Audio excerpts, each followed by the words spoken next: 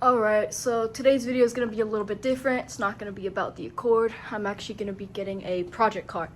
Now, the project car, shouldn't be getting it, but it's not too much work. It's mechanically good. It's the cosmetics that are, a little bit iffy. Now, I don't care about the cosmetics. It's going to be turned into my daily, but yeah. So, I'm going to go get some fluids for it because it's been sitting for a while. We actually went and started it yesterday. All we had to do was bring our battery, and it started within a few tries. And if I'm correct, it does share the same lug pattern as my Accord, so I can just use these, which is great because that car's tires are flat. They're not holding air, so I would need new ones anyways. It's front wheel drive. There's a little hint. It's a Honda. I couldn't stray away from it. But yeah, so we'll have to go check that out and we'll see how it goes. Alright, so we're about to go get the car right now, but in the meantime, I got me the oil we need. I got just a new one. Don't want to worry about draining the old pan right now, as well as a oil filter. Now, in the car, I got a 2.5 gallon container of gas, as well as a siphoning hose, so I can take that out, run new gas in there. And I also got Lucas's injector cleaner.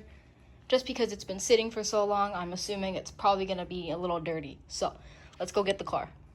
Alright, so right away I got home and got super busy with it, but without further ado, I got a 4th gen Honda Prelude. So, this thing is cosmetically in super rough shape. Everything's super dirty. Got some missing panels. Tires are flat. Of course, we got some dirties. This was broken. I had to tape it. So yeah, that also means that there's glass everywhere. The interior, it's pretty dirty, but nothing's in horrible condition. But yeah, let me give you a little walkthrough. Alright, so inside, we got the interior.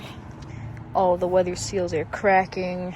There's very obvious defects in the paint. The interior is super dirty. There's some ripping of the seats. Paint on the steering wheel or whatever that is. I could probably scrub that out. Yeah, this whole thing is just a mess. There's all sorts of stuff from the previous owner. These back seats look super comfortable. I haven't sat in them because they all have glass all over the place. But yeah, let's get in here. Now, obviously, it's a 5-speed manual. We tested the transmission. It's in good condition. Honestly, these are one of my favorite dashes of the Preludes, of the Hondas in general. Obviously, it's super dirty.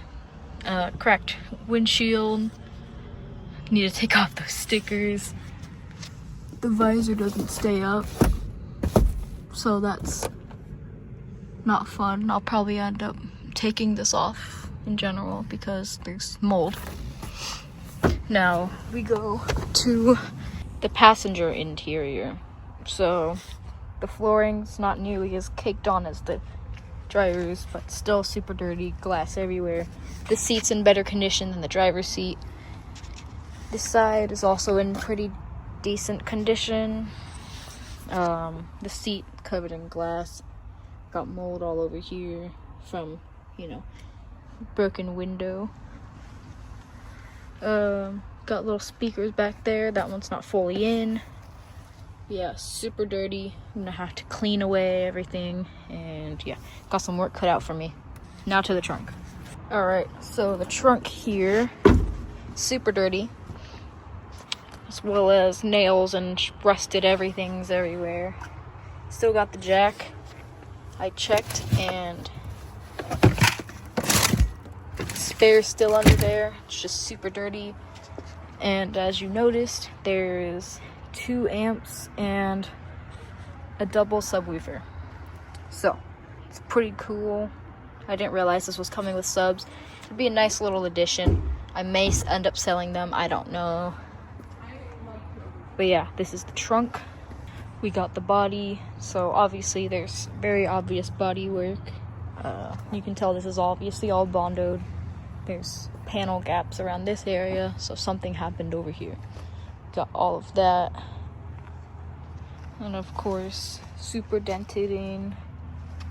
Got this misaligning. And of course, bumper cracking over here. And all of this. Got more bumps over here, as you can tell. And this is all super dirty as well. And then obviously I was talking about the broken window. Just all of this exterior is pretty dirty. A lot of paint peel. Of course, the cracked windshield. And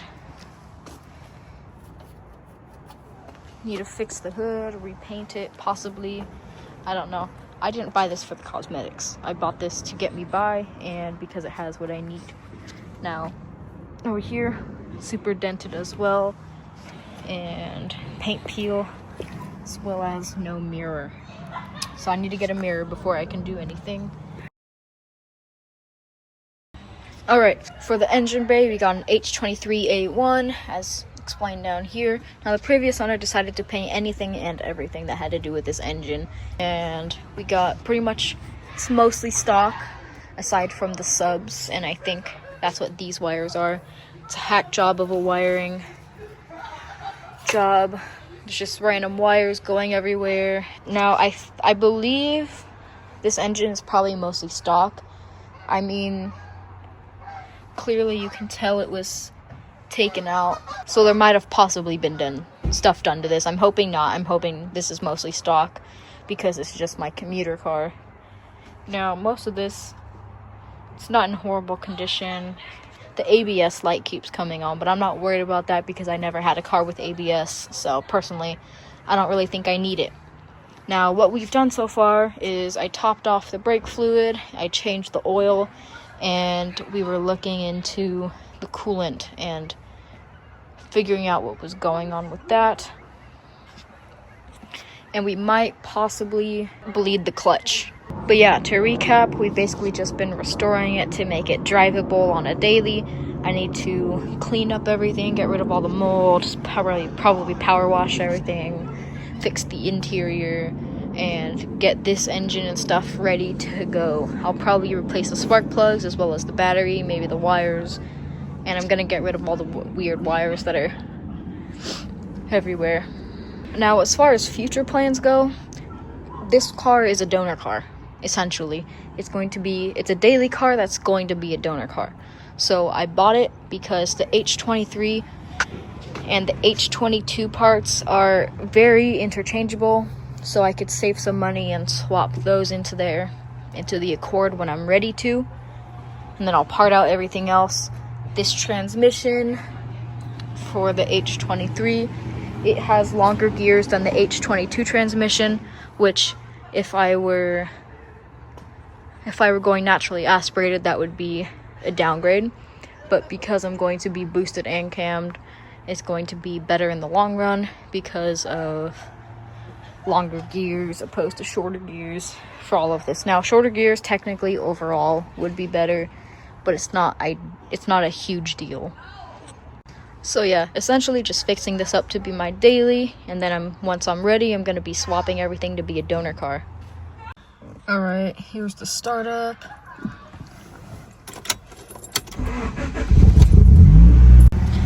And I'll take it out here.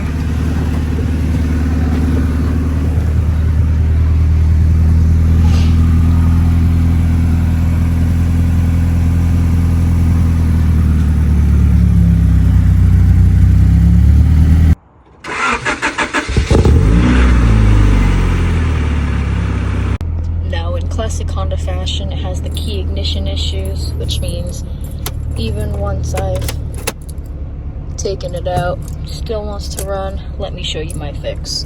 It's not really a fix though. So my fuel pump fuse is located right there, and I'm gonna use a grabber. It comes with them. Basically just gotta go underneath and disconnect it. Issue number 2 is the fact that despite the car being off and no lights being on, there's still power. So it's just draining the battery. I had to get a new one anyways, but But essentially, every time I run the car, I then have to undo everything because it doesn't work otherwise. I have to completely disconnect all power to actually turn it off. But yeah, this is my new addition to the family. It's the Prelude. Let me know what you think. Got myself a little manual now. Everything works pretty decently well mechanically. I think it was a pretty good investment. Got it pretty cheap. Obviously, there's cosmetic issues. There's clear Bondo on the quarter panel. But yeah, even the cigarette lighter works. And as far as the battery and such, I'll probably run a kill switch as well as the ignition issues.